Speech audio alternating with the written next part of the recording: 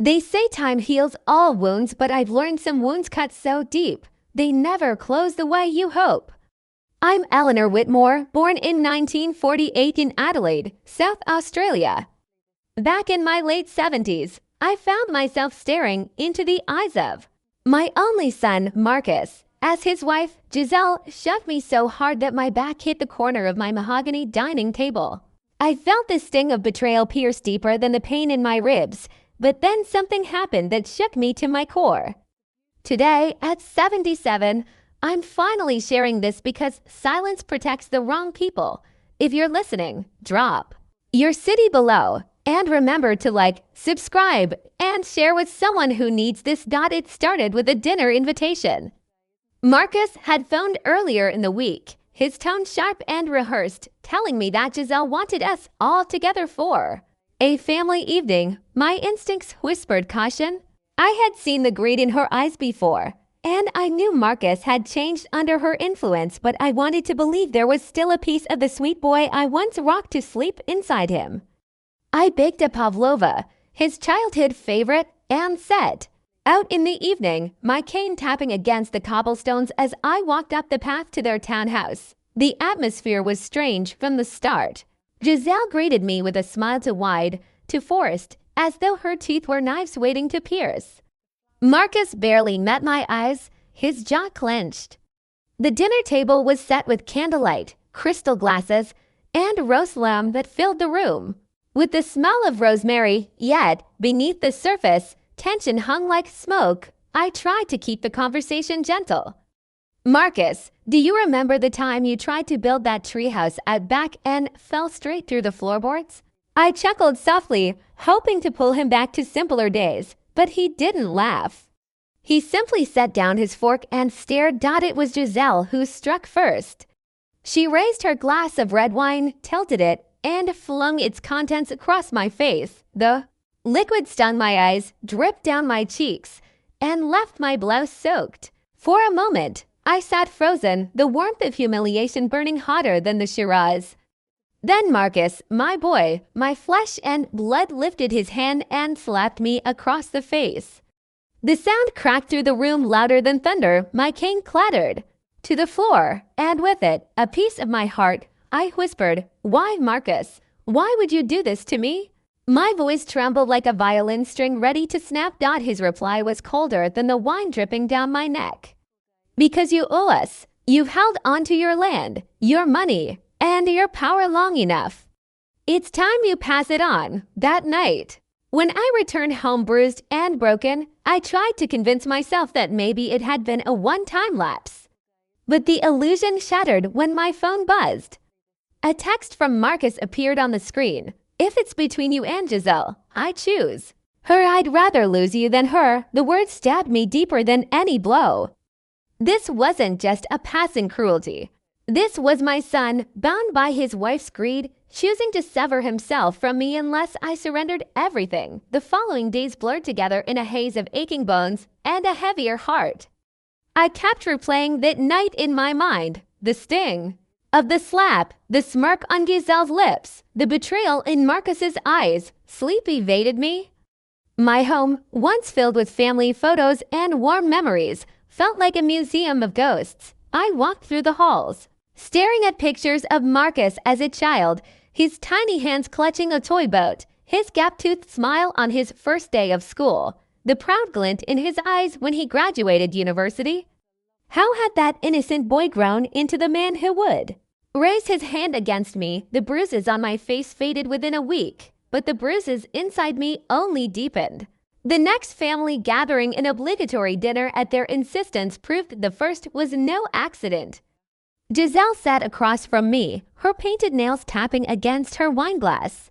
She leaned in, her voice dripping with venom. "You know, Eleanor, money doesn't mean much if you can't even keep your family together. Maybe it's time you think about what really matters." Before I could respond, Marcus slammed his palm against the table, rattling the cutlery. "You're making this harder than it needs to be. Sign the transfer papers. Give us what we deserve." His tone was sharp, commanding, as though I were a servant in his home rather than his mother. My lips trembled. deserve, what have you earned? I built this from the ground up with your father, brick by brick, acre by acre. You can't just take it. The room grew hotter with every breath. Giselle snatched the bowl of pumpkin soup in front of her and hurled it toward me. The thick orange liquid splattered across my blouse, dripping down my arms. My chair screeched against the floor as I pushed back, but Marcus gripped my wrist so tightly that I winced in pain. "You'll give it to us," he growled, his breath hot against my ear. "Or you'll regret it." I pulled free, my heart pounding like a drum in my chest. For a moment, time slowed the flickering candlelight, the smear of soup staining my blouse, the twisted satisfaction on Giselle's face. In that silence, something shifted inside me. The fear that had weighed me down began to transform into something else. Resolve. I returned home that night knowing I could no longer cling to memories of the boy I had raised. That boy was gone, swallowed by greed and manipulation. What remained was a man I could not trust, and as much as it broke me, I knew I had to act. Lying awake in bed, I stared at the ceiling, the shadows of tree branches swaying across it like reaching hands. I thought about the ranch, the 800 acres that had been my life's work, the savings my late husband and I had poured our souls into, the $12 million I had guarded to ensure a secure future for my family, and then I thought of the text, "I'd rather lose you than her." Tears slipped down my cheeks, but this time they weren't tears of weakness, they were tears of awakening. If Marcus and Giselle thought they could take everything from me by force, they were about to learn just how wrong they were, because I was Eleanor Whitmore. I had survived droughts, financial crises, and the loss of the man I loved. I had built, rebuilt, and endured, and I wasn't about to let my own son and his wife destroy me. The next morning, with the sun casting golden light over the fields, I picked up the phone and dialed a number I hadn't called in years. My lawyer, Samuel O'Connor, answered on the second ring. His voice, calm and steady, carried a promise of strength. "Eleanor?" he said. "It's been a while. What happened?" I swallowed hard, gripping the receiver. "Sam, I need to change. Everything. My will. My estate plan. All of it. Marcus and Giselle. They've left me no choice." As his reassuring tone filled my ear, I felt the weight in my chest begin to lift. For the first time in months, I could breathe again. That was the day I decided I would no longer be their victim. The following week, I found myself sitting in Samuel O'Connor's office, a place I hadn't stepped foot in since my husband passed 15 years ago. The room smelled of polished oak and leather-bound books, and the wide windows looked out across Adelaide's skyline. Samuel, with his silver hair and steady blue eyes, leaned forward as I explained everything. I told him about the slap, the soup, the text message that shattered my heart. His face grew grave with every detail, though he kept his composure. When I finished, he exhaled slowly. "Eleanor, I'm so sorry. But I want you to know, we can act. We can make sure your estate is safe. If they think they can bully you into giving them what you built, they're mistaken." Those words were oxygen to me. For the first time, I felt I wasn't alone. We spread the papers across his desk. My old will, property deeds, bank account details, trust agreements. One by one, we tore down the pathways Marcus and Giselle had tried to pry open. Samuel scribbled notes, circling loopholes, pointing out vulnerabilities. "Here's what we'll do," he said firmly. "We'll revoke any prior intentions to transfer land or money to Marcus. We'll draft a new will. And we'll establish protective clauses that no one, not even him, can contest. But Eleanor, if you're ready for this, I need you to be sure. Because once it's done, there's no going back." I looked him in the eye, my hands trembling, but resolute. "I'm sure, Sam, I need to reclaim my life. They'll never stop unless I stop them first." So we began. Within days, the Whitmore Foundation for Veterans and Women in Crisis was born. I had always carried a quiet dream of doing something meaningful with the wealth I had accumulated. The thought that families of soldiers and women escaping violent homes could find safety and hope through what my husband and I had built, it felt like redemption. $10 million were immediately allocated to fund shelters, counseling programs, and scholarships. For the first time in years, I felt purpose lighting my path. But Marcus and Giselle weren't about to take the news quietly. The moment they learned about the foundation, they stormed into my home unannounced. I was sitting in my lounge, knitting a scarf for my neighbor's granddaughter, when the front door slammed open. Marcus barged in, Giselle right behind him, her perfume thick as poison. "You've lost your mind," Marcus shouted, his face red with fury. "You think you can just give away?" I rose slowly, bracing myself against my cane. "It was never yours, Marcus. It was mine. And your father's. You've made your choice, and now I've made mine," Giselle sneered, her lips curling like a predator. "You bitter old woman. You'll regret crossing us." She stepped closer, her heels clacking against the wooden floor, and before I could react, she knocked the knitting from my lap, scattering yarn across the room. Marcus grabbed my arm so roughly I gasped, his grip iron. "You'll fix this," he demanded, shaking me as though I were a child. But this time, I wasn't alone.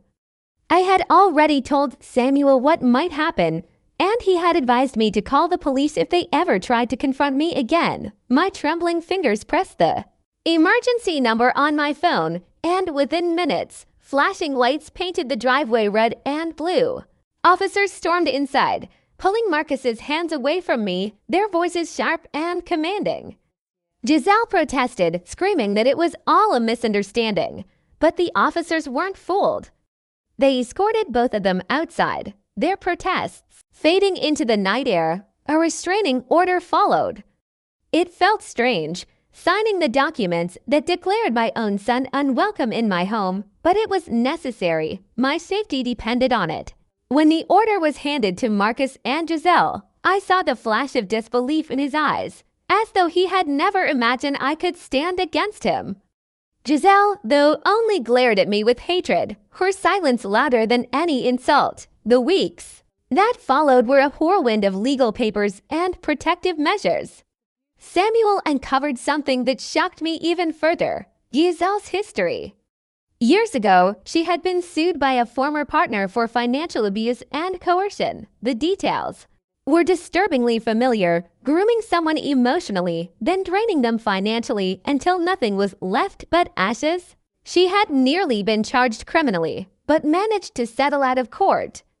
And now she had woven Marcus into the same twisted pattern. I sat at my desk one evening, the documents spread in front of me. I traced my finger across the timelines. Samuel had laid out the early days when Giselle first appeared, the gradual changes in Marcus's behavior, the first signs of distance, the escalating demands. It all aligned to perfectly. She had planned this, step by step, and my son had walked willingly into her trap. I decided to take control of the narrative. With Samuel's help, I compiled everything from texts, recordings, the restraining order, and Giselle's past lawsuits into a single timeline. I wasn't sure at first if I wanted the world to know, but when I realized how many others could fall into the same cycle, I knew silence would be another prison. We released the story to the press, not with sensationalism, but with truth dotted. Spread like wildfire, headlines filled newspapers. Wealthy Adelaide heiress betrayed by son and daughter-in-law, foundation born from family betrayal. Past of financial abuse resurfaces in high-profile case. People whispered in cafes, debated in workplaces, shared opinions online. Some pitied me, some criticized me for going public, but most condemned Marcus and Giselle for their cruelty. The backlash hit them harder than I expected. Marcus lost his job at the real estate firm, and there was too much scandal for them to keep him. Giselle's reputation in her social circles crumbled overnight. The same women who once fawned over her now avoided her calls, invitations stopped, friends vanished. The power they had wielded through intimidation dissolved like sugar in rain. One evening, I received an anonymous letter slipped under my door. Inside was a single line written in messy handwriting: "Thank you for speaking out." I thought I was alone. I held it to my chest, tears welling, realizing my pain had given someone else courage. But the storm wasn't over. A month after the restraining order, Marcus appeared at the edge of my driveway, keeping just enough distance to avoid violating it. His shoulders sagged, his face hollow. Giselle was gone. I could see it in the emptiness of his eyes. He called out, his voice breaking, "Mom, please, can we talk?" I stood on the porch, gripping the railing, the cool night air brushing my cheeks. Part of me wanted to run into his arms, to forgive, to believe my boy had returned. But another part remembered the slap, the threats, the soup dripping from my blouse. I nodded once, my voice steady. "We can talk, Marcus, but understand that what's closed is closed. I've already forgiven you in my heart, but it doesn't change what's been done." His eyes glistened, and for the first time in years, I saw the boy I once knew flicker through the man he had become. But forgiveness did not mean restoration. I turned back toward the house, my cane tapping against the steps, leaving him behind in the darkness. That night, I slept soundly. For the first time in years, I felt free. The silence after Marcus's visit lingered in my home for days. It wasn't the heavy, suffocating silence I'd once felt after his betrayals. It was calmer, gentler, like a house finally exhaling. The bruises on my body had long faded, but the scars on my heart were stitched together with something stronger than blood. Now, resolve. I had spent so much of my life thinking my legacy was meant to rest in the hands of my family. But I was beginning to understand that sometimes family is chosen, not inherited. The Whitmore Foundation became my lifeline. Every morning, I sat at my desk overlooking the ranch, sipping tea as I reviewed proposals and letters. The stories came flooding in: veterans who had been sleeping in cars, mothers escaping violent homes with children clutched tightly to their sides, women who whispered their relief at finally finding a safe place to heal. $10 million had already started building shelters in Adelaide, Brisbane, and Melbourne. A team of counselors was hired, scholarships were being awarded, and food programs were opening in rural towns.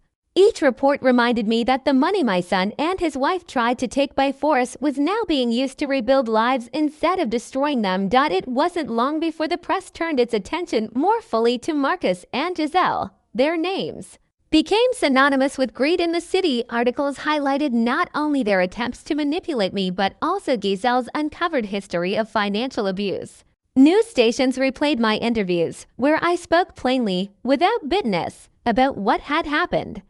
Sometimes I told one reporter, "You must close a door, not out of hate, but out of love for yourself and for those who need what lies behind it." The fallout was devastating for them. Giselle, humiliated by the public revelations, filed for divorce. She left Marcus in the middle of the night, taking what little money he had left. Friends abandoned him, colleagues ignored his calls. When I passed through town, I sometimes heard whispers of him drinking alone in pubs, his once polished suits now wrinkled, his confidence gone. I felt sorrow, yes, but not regret. Choices carry consequences. And he had made his dot. Then came the letter. It arrived one morning in a plain white envelope. No return address. I hesitated before opening it, my fingers trembling. Inside was Marcus's handwriting, shaky and uneven. "Mom, I don't expect anything from you. I know I've ruined what we had. Giselle is gone. Everyone is gone. I see now what I've done. I only hope one day you'll remember me as I was before her, before I became this. I don't want your money. I just wanted your forgiveness." Marcus. I sat with that letter for hours, the words swimming before my eyes. The pain of his betrayal still burned, but beneath it, I felt the faint flicker of the boy I had once raised, the boy with the toy boat, the boy with the gap-toothed smile. Forgiveness, I realized, didn't mean forgetting. It meant letting go of the weight he had placed on me. So I wrote back. My letter was brief, but honest. "Marcus, I forgave you the day I let go of my fear. But forgiveness does not reopen closed doors. My path is set, and it no longer includes you. I wish you peace wherever you find it. I mailed it the next morning, and when the letter slipped into the postbox, I felt something inside me finally release. My final act came months later. After long discussions with Samuel, I decided not only to secure the $10 million I had already donated, but to extend my giving further. The ranch, the land my husband and I had nurtured for decades, would become part of the foundation. It would host rehabilitation retreats for veterans, safe housing for families in crisis, and even small farming projects to help women rebuild financially independent lives. Every fence post, every acre, every blade of grass that had once been my private world would now belong to a greater purpose. My other children, who had remained distant but less cruel than Marcus, were shocked when I told them I would not be leaving the estate to them either. Some begged, some accused me of favoritism, some simply walked away in silence. But my heart was unshaken. I had seen too clearly what entitlement did to Marcus. I wasn't going to repeat the same mistake with anyone else. As the years passed, I found peace in the laughter of children running across the fields, in the quiet gratitude of veterans planting gardens, in the soft tears of women who no longer had to fear the night. My name was no longer tied to gossip or betrayal. It was tied to healing. One afternoon, as the sun set in streaks of gold and crimson across the horizon, I walked the field one last time. My cane pressed into the earth with every step, steady. And sure, I thought of my husband, of the boy Marcus once was, of the life we had built together. And I thought of the woman I had become, not a victim, not just a survivor, but a creator of something bigger. I knew then that my story wasn't about what had been taken from me. It was about what I had chosen to give. So if you've listened this far, remember this. Sometimes love means letting go, even of blood. Sometimes peace comes not from holding on, but from building anew. Don't let betrayal define you. Let it refine you. Like this video, subscribe to the channel, and share it with someone who needs to hear it. And tell me in the comments, what would you have done if you were in my shoes? Moral lesson: even when betrayal cuts deepest, we hold power to redirect pain into purpose, transforming endings into beginnings of light and strength.